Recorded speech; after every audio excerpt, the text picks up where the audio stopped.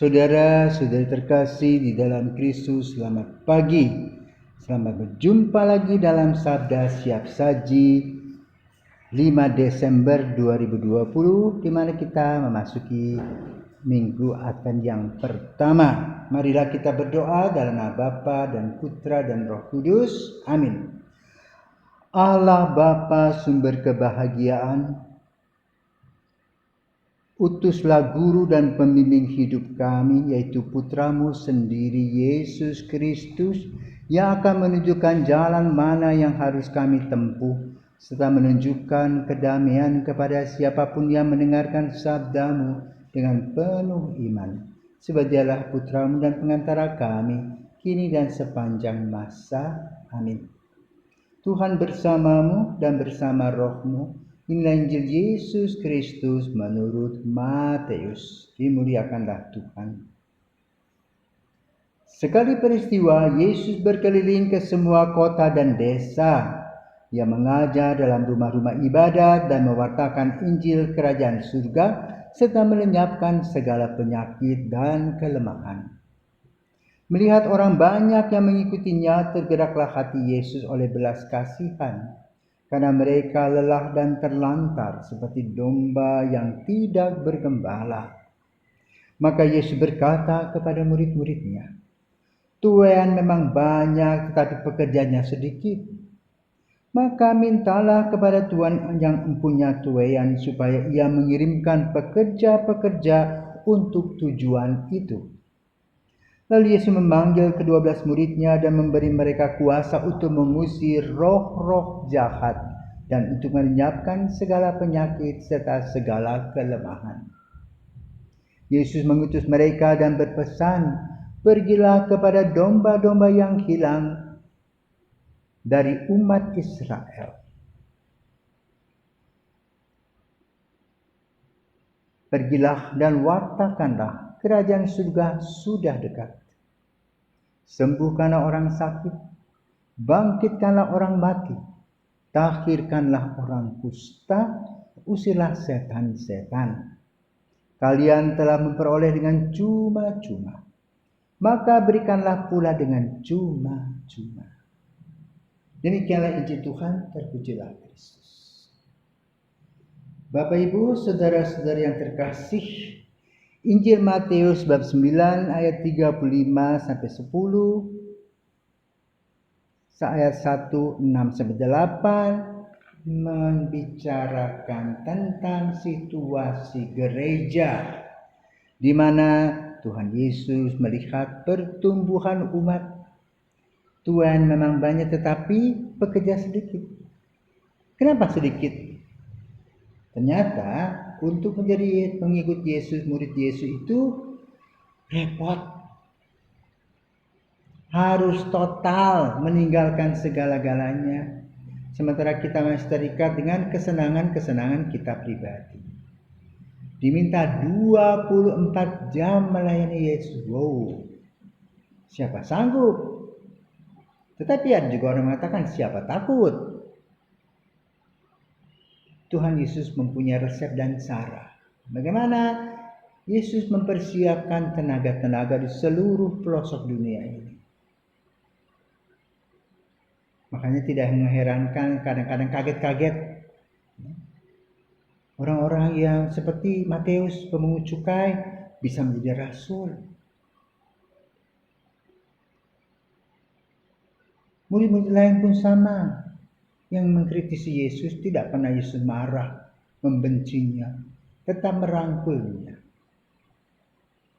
Dan di dalam sejarah gereja kita lihat bagaimana Saulus yang membunuh saudara-saudara Kristiani perdana, dibuatnya bertekuk lutut dan kemudian berubah menjadi Paulus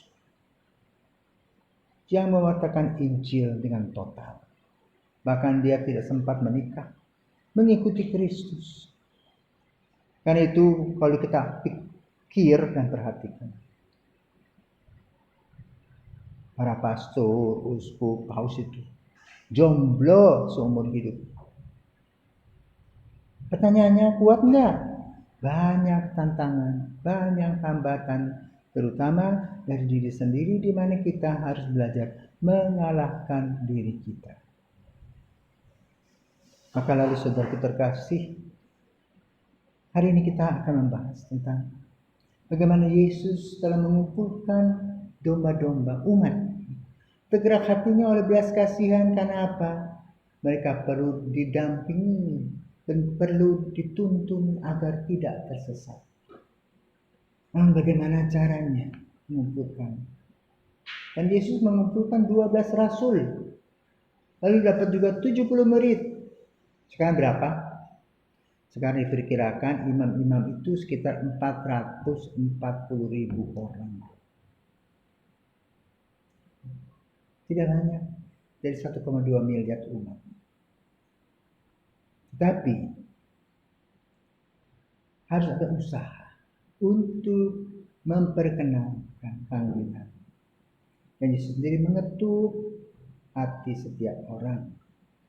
Maka siap-siap Anda diketuk hati. Kalau sudah begitu, maka akan meninggalkan semuanya. Dalam Injil dikatakan bagaimana para rasul diberikan oleh Tuhan karisma. Yesus di sini disebutkan diberi kuasa untuk mengusir roh jahat, melenyapkan segala penyakit serta segala kelemahan. Inilah karisma yang Yesus berikan dalam pelayanan. Karena itu setiap orang yang mempunyai karisma itu tidak boleh sombong dan angkuh. Kenapa? Ini pemberian dalam bentuk pelayanan. Juga dikatakan pergilah kepada domba-domba yang hilang. Khususnya umat Israel. Kenapa umat Israel? Sebagai orang yang dipilih. Dan umat Israel zaman sekarang adalah orang-orang yang dibaptis. Yang kadang-kadang boleh katakan meninggalkan lagi Yesus Kristus. Karena motivasinya kurang kuat. Mengikuti Kristus hanya untuk mungkin dapat sepenggal tanah, sepenggal atau sekelompok uang kekuasaan. Kalau tidak dapat, ya ditinggallah Yesus. Demikian pula doa-doa yang disampaikan tidak didengar, maka berangkatlah mereka. Nah, ini yang perlu dikembalikan oleh kita. Maka kita juga harus punya wadah. Nah, wadahnya pada zaman sekarang adalah namanya seminarium, yaitu tempat untuk menyampaikan panggilan. Tetapi semuanya berasal dari keluarga masing-masing. Bagaimana para keluarga ini menanamkan nilai-nilai panggilan dan menyadarkan kepada anak-anaknya bahwa itu tugas mulia, bukan tugas yang menyesatkan, tetapi tugas yang menyehatkan. Bukan tugas untuk kesenangan dirinya sendiri, tetapi untuk memuliakan Tuhan.